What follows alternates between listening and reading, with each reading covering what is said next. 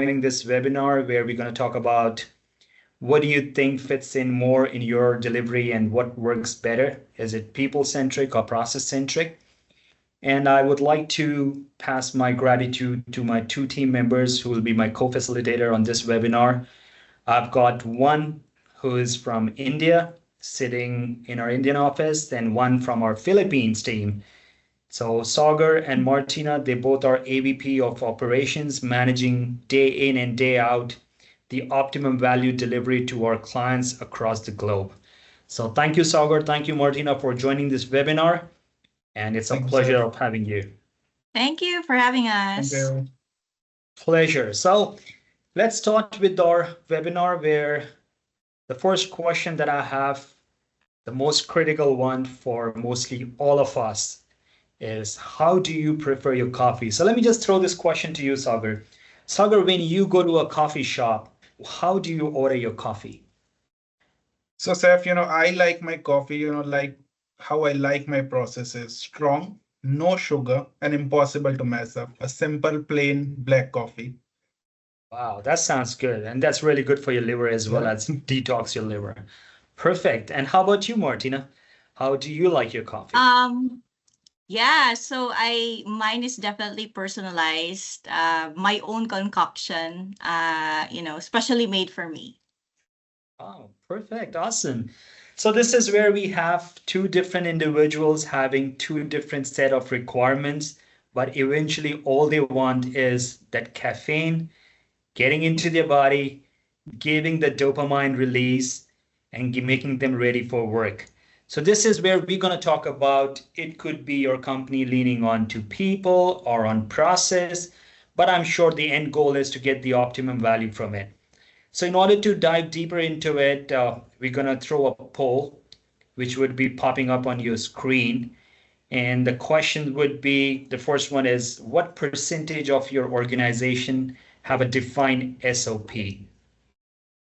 It'll be great if you can answer that. I'll give you about 5-7 seconds before you can answer.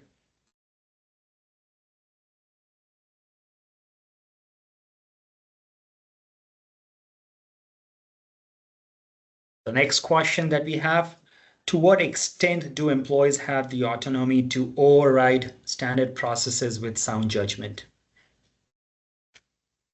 We want the ballpark number, not to be precise, and that's the reason there's a range that is given. So answer it to your best knowledge, please.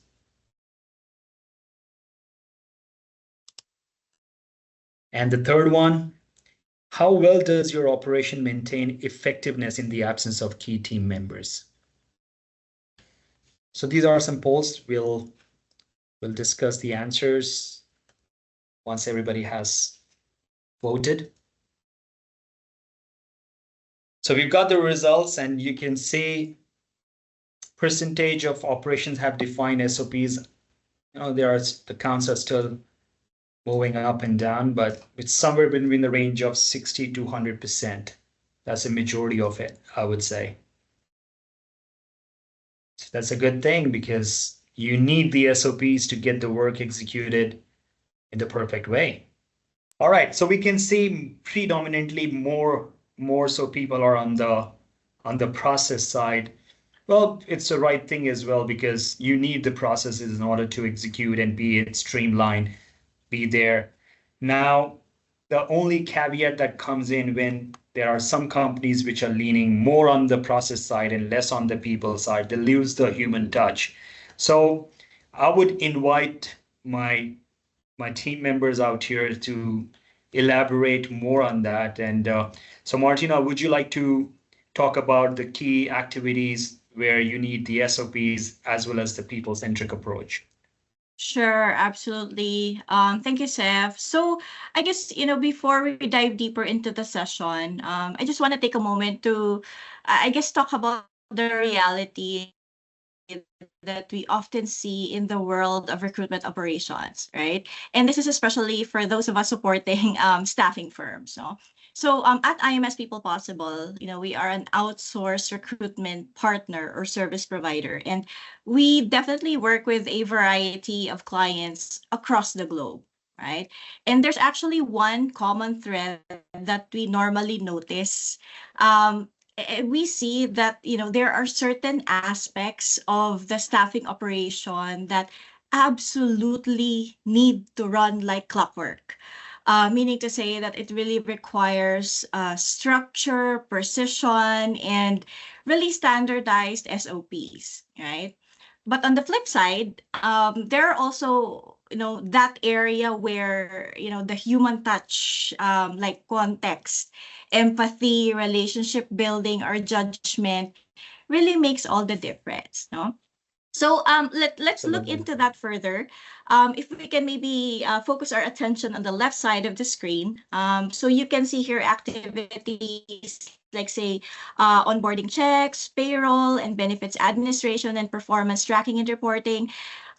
These tasks, these are actually very repetitive. They're process heavy and also prone to errors if and when the processes are not standardized, right? And I guess this is really where the rigid and well-defined standard operating procedures or SOPs become very, very crucial. Let's think of SOPs as not only there to reduce the risk, but they're also there to, improve consistency, improve compliance, and really, the overall efficiency of the process. Now, let's shift our focus on the right side of the screen. Here you will see that this is really where the magic of human connection comes in, right? So you see activities here like candidate and client engagement, negotiations, strategic projects, or changes. These activities really require, more than just checklists, right? These are really high stakes, high emotion touch points that benefit from intuition, relationship building, and also adaptability, right? And I would say that these are the moments where real people, not just systems, really drive the value, right? So, Absolutely. yeah. So I guess what really is the key takeaway here, right? It's really all about balance, everybody. My take is that to run a successful recruitment operations, we can't just automate or standardize everything, right? But at the same time, we also, can't just rely on gut feel or ad hoc process for everything either, right? We really need to identify what are those that can be structured or can have a really rigid process versus what are those that we need to lean in with empathy, experience, and also insight. No. So of course, for everybody here, we know you guys have really, taken the time to watch us here at this webinar. Of course, we'd like to give you real life scenarios and stories. So I'm gonna invite my colleague here, Sagar, who's also an operations expert. So Sagar, I'm gonna pick your brains a little bit here, okay? So please share with us or walk us through a real world case study that really perfectly illustrates how structure and also the human element work hand in hand. Sure, Martina. Thank you, for inviting me to share this case study. And you very rightly said in the previous slide, and what I just want to comment over there is that, it is never about people or processes. The real magic happens when, when people and processes are working together, and that's what makes True. outsourcing works. And that's how, we work in IMS. So I would like to share a case study with everyone. So we have a customer, or I could say we had a customer. So it's an interesting one. So we were working with a customer, and suddenly customer, said that things are not working. Everything is broken down. I don't think we can move forward this way. I coincidentally, just took charge of that customer, and I started deep diving into the things that what went wrong here, how we are not able to support this customer while we are supporting 200 plus customers into the organization. What didn't work for them? Then I started investigating and identified that they were too relied on people. So they had a single point of contact who was taking care everything for them. whether it is about payroll, whether it is about onboarding, whether it is about recruitment, credentialing. There was just one person who was taking care of each and everything. And just imagine if that person takes a leave, whether the person is sick or he or she wants to, go out, then there is a chaos. Nobody knew how to get things done. It's not like they didn't had a process. They had a process, but it was very rudimentary. They had that process designed when they opened the companies many years ago, and the process was never updated there. We ultimately identified that the problem is not with the people or problem is not with the process. It's that something which is not being followed correctly. So what we did, I went on a call to the customer. I asked them that I understand you want to leave. We are okay with it, but I want to get one more chance and I want to do some kind of amendment into the current process flow. So we sat together, we redefined the entire process. It took us a week to redefine the entire process. We designed the process in a way where there was no dependency on just one single person. We divided the team into the silos with process wise. So one team is taking care of the payroll part, another team is taking care of the onboarding part, and another team is taking care of the recruitment part. Every team had a single point of contact for them, and all of those three people were reporting to one more person who was the in charge of all three processes. Now there were so many people who were aware about the process. They were taking care of it. Slowly, gradually, client, started to see that, okay, now things are moving. Now there is no, sudden stops or sudden pitfalls into the process. If somebody is on leave or somebody just leave, the company is not suffering there. Then they started seeing that, okay, the value is being also added. Now I do not need to rely on just one person and have to do whatever they ask. Now they know that, okay, there are many people who are working for me. There is a very stabilized and updated process, which is still keep getting updated time to time, and it is working, which brought down their payroll issues to nearly 0%. Now they are not having any kind of discrepancies in payroll, which was costing them hefty there. Their backout ratio has been turned down since now the onboarding team is taking care solely about the onboarding part. So they do not have much of the backout issue there. The recruiting team is recruiting more and more people because there is a dedicated recruiting manager who is just taking care of the recruiting team. And then there is a defined process. What additionally we did there and what we also asked the client to understood is that it's not just the process what we have redefined, or it is not just that the people we gave you so many people. What we did is we explained those people that why the process matters. And when people understand that why the process matters, then they know how to follow the process. You don't need to teach them or you have to school them that, okay, follow this path. You just have to show them that why does it matter for an organization. And it's been a year or so, the client is still with us. They give promoters every time to us. They are happy, they are growing. So this is something, Martina, my personal experience with a customer where they were working, but just people and processes. What we did, we clubbed that together, we made a blend of it, and now, we are working with a perfect balance there. That's So that's Seth, very over to you. nice. Yeah, Yeah. very nice. So I guess, Sagar, a follow-up question to that would be, I Yeah. know that really this benefited your client in more ways than one, obviously, right? But I want to know, and maybe our audience are, also curious to know, how did that make your entire team feel that you have, better process in place? Oh, yeah. No, that's a very good question, Martin, and I missed to share it. So that is, in a way, a different case study which can be used by human resources. So my team feels really motivated. Earlier, when I took charge of that team, the main concern of the customer was that, people were leaving. They were training one person and that person was leaving in a while. And the problem was because the person was overwhelmed. Now my team is motivated. They are with me, zero attrition in the team so far. They really want to work with the customer. What they personally like about is that now they are getting a chance to learn the process. They understand the process. They know how to run the company. And what additionally we do, we also time to time cross train them to each other's process as well. So in any kind of risk mitigation situation, they can take care of everything too. So my team really feels motivated and power up there. Perfect. That's Awesome. nice to hear. And I think that's where you call it two sides of a coin. Absolutely. Be it people and process, it all stands together because if you see only one side, it holds no value. So thank you for giving us an example, real life example, Sagar, how you manage it out. Now, this is what we have for our audience who have voted either on the SOP side or on the people side. So again, I would invite Sagar, you and Martina, that this is exactly what 250 plus clients that we have from the staffing world, one of them would be falling in some or the other division, either on the left side of the screen or on the right side of the screen. Mhm. So let's talk a little bit about how they can strike a balance if they feel their organization is more on the process side and if they feel the organization is more on the people side. So I would invite again you, Sagar and Martina, to take over this slide from the presentation.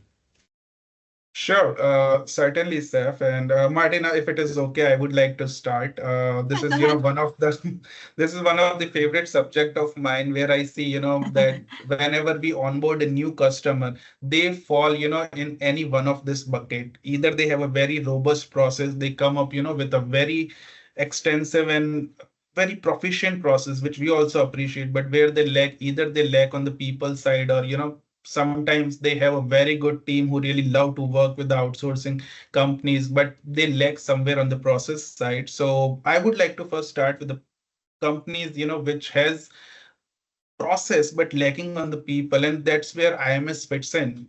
So, if you are a company which is completely robust in the process side, how can IMS helps you?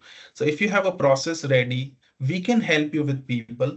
As our company tagline says, if it's about people, we make it possible. We can give you specialist offshore recruiters who can follow your robust process, which is working for your company for ages. We can just simply follow the process and create results for you. What we can also do is we can create the entire offshore TA pod for you. What your company needs to do is your company needs to do sailing. Your on-site team needs to do the creative work, go in the ground, do the sailing. We will handle the back end part. We will do the recruitment for you. We will do the back office work for you. And the best part of being partnered with IMS is about the scaling part. So we are designed in such a way, we have a capacity where you can anytime scale up and you can scale down based on your needs. You do not need to get logged in that you need 5, you need 10, you need 2, you need 3, whatever it is, we make it possible. So if you have a robust process and just looking for people, come to us. We can provide you all kind of people in any capacity, any learning, any training there. Martina, why don't you share about that people is, the process part? Yes. But what you said is very true, Sagar. I guess I'd like to add to that, no, just to also give a little bit of an insight on the, like what Seth said, on the right side of the screen. I think it's really all about striking that right balance when your people are your strength. And I'm talking about, I'm talking to staffing companies out there that if you offshore tasks like, what you see here on the screen, like, your sourcing, ATS admin reporting, you actually create, structure that really supports and not replaces your existing team. Right. I think that's also what's important to think about. So it's really all about, freeing them or you to really focus on high impact and human-centered work, and let IMS do the nitty-gritty and the back-end work for you. So I guess that's just to add to what you said, Sagar, but you perfectly encapsulated what this slide really says. Absolutely. So thanks, Sagar. Well said, and thanks for adding on to it, Martina. The audience that we have on the webinars, you don't feel that you would be left out without giving you anything as a takeaway, because we'll be sharing an activity that you can determine towards the end of the webinar. Where do you fit in? Because it's more like a self-evaluation sheet that you have something to figure out. Where do you stand? Where do you feel yourself in terms of you're on the people-centric or process-centric? And then we are always there to support you in terms of any support that you need in determining the processes or providing you with impetus on the people side. And if you have any other questions, you can again reach out to us. So you have got the the barcode on your screen where you can download the checklist, Yeah. do a self-evaluation, and as I said, we are always there to provide you the support. Yep. So And I in a think nutshell, yeah, sorry, go ahead, Sagar. Seth, just want to add, and while we are sharing this checklist, what I want to, acknowledge our internal team there is to create this checklist. So I have used it personally, and I believe Martina as well. This checklist is really amazing. Yes, This gives absolutely. us, a mirror picture that how does our, team is functioning or how I am managing my operations. So the checklist is really amazing, and I would, encourage our audience to download this checklist and, just use it once for your operation, answer the questions honestly, and it will give you a mirror picture that where does your operation is going, whether it is too much on people or whether it is too much on process, and whether you have the right balance there or not. Just wanted to add that. Yep. Right. So let's go a slide back where this is the golden piece that we would like to determine is any organization can excel only when they strike the balance between people and the process. So this is what we wanted to highlight out here.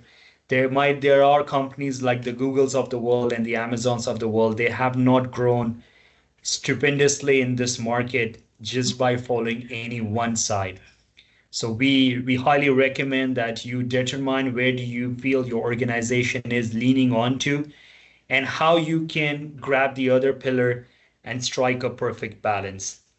So this is how I end our webinars for any question and answers that you might have. And you guys can see the chat bubble, which is question and answers on the top.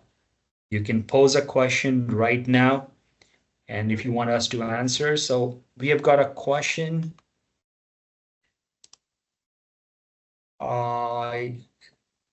Sagar, Martina, any one of you would like to answer that?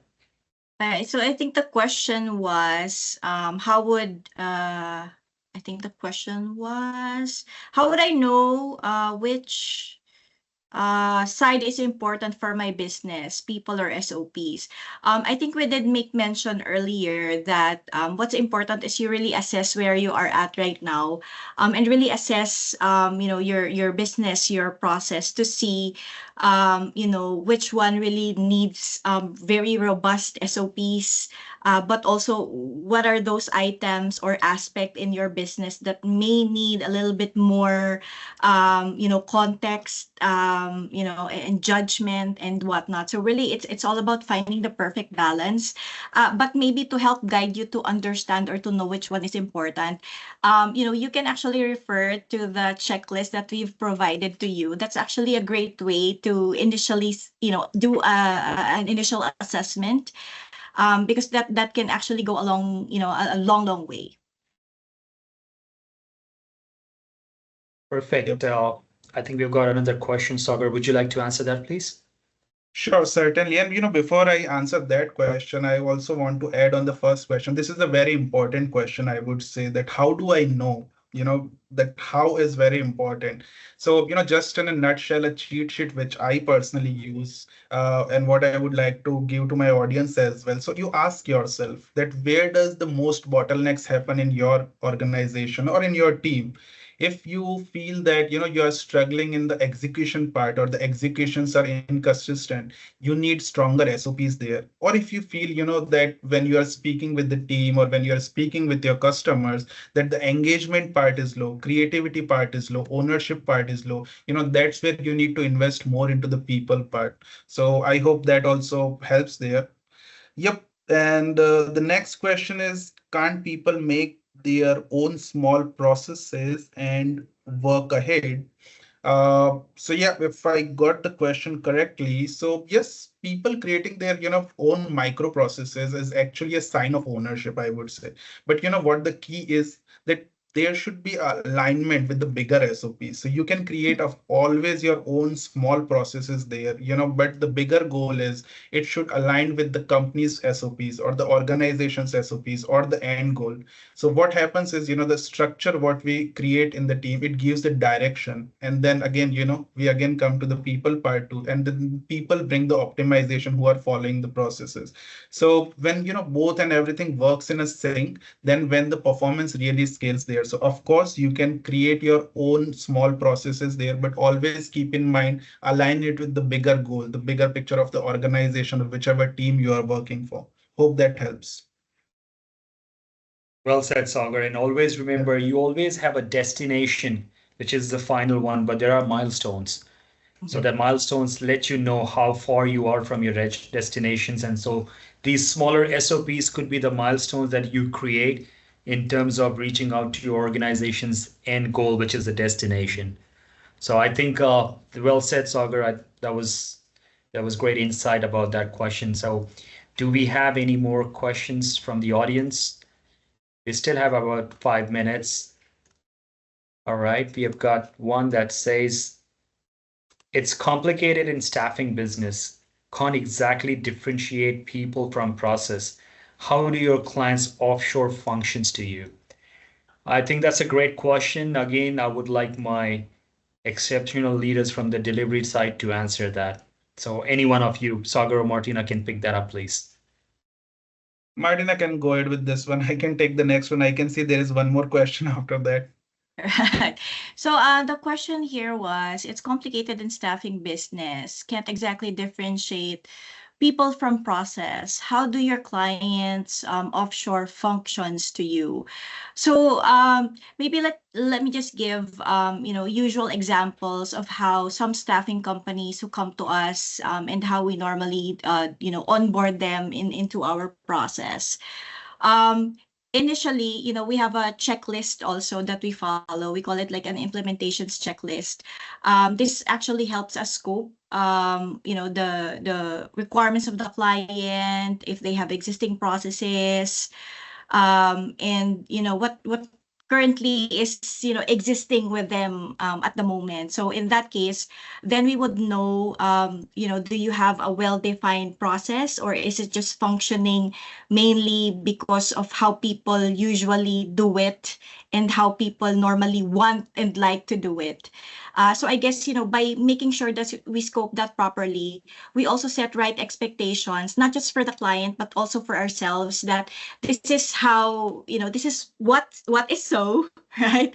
And then, as, your offshore expert partners, what we normally do is we also recommend processes, ways to measure your success, ways to measure utilization, and really depends on how, what success looks like to you.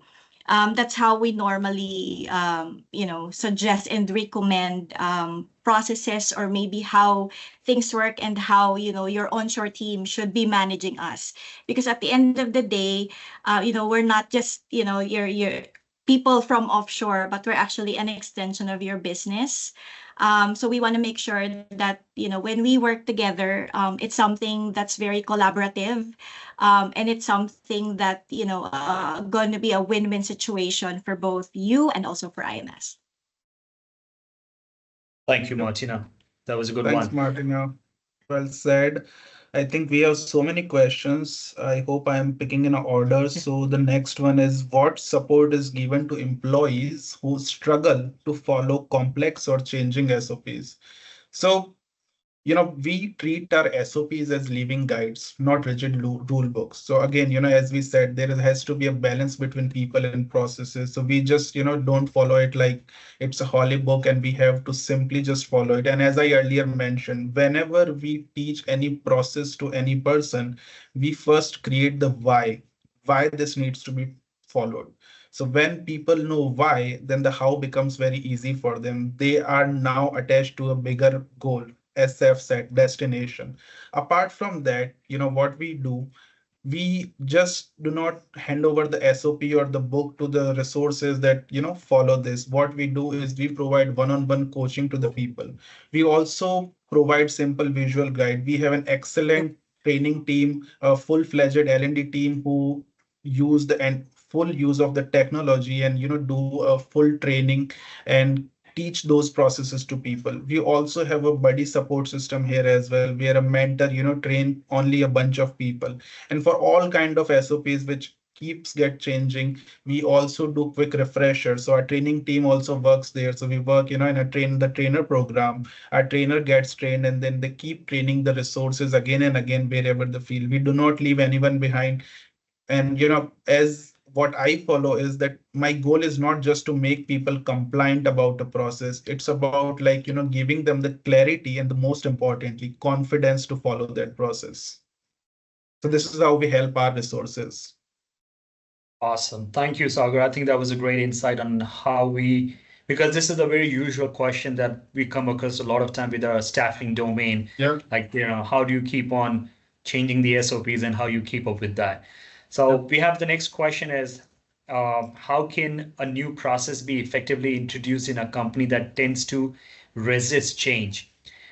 I'll again lean on to you guys, but before I do that, we have seen in the past as well, as we have been doing it for 19 years now, that companies who stand rigid with the change, effectively, there's a quote that says the tree that is stiff tends to fall earlier when there's a wind. So we try to give them the insight from our past experiences, what we have seen, and try to go in the form of nibbles, the small nibbles. So let's start with a small change that doesn't seem to be a big towards the beginning of it, but how that creates an impact towards the end. Let's say you do it quarterly.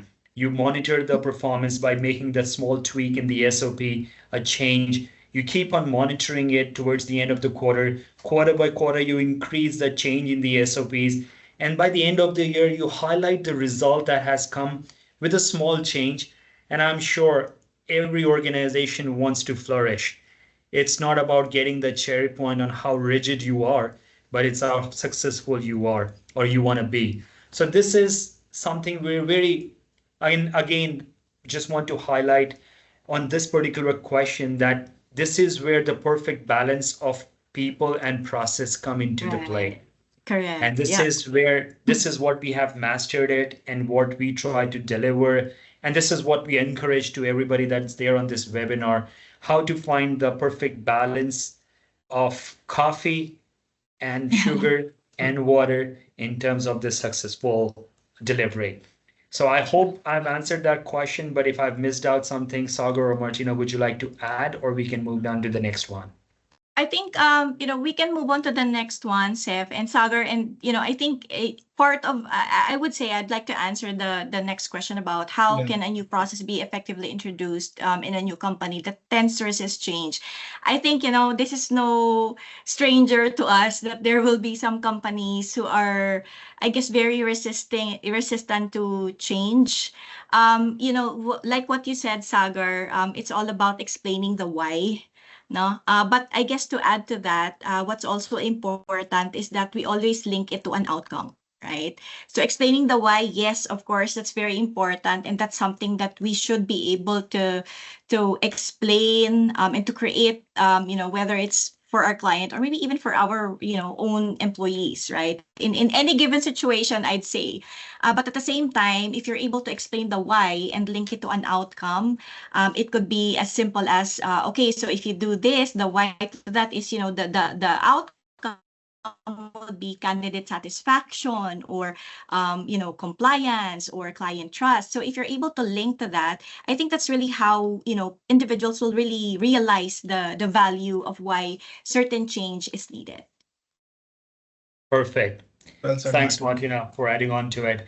So this is a very interesting question, is how do cultural differences impact whether a people or a process-centric approach works best offshore? I would like to answer that question because this is what I come across every time I go on a sales call where people have their apprehension and all that.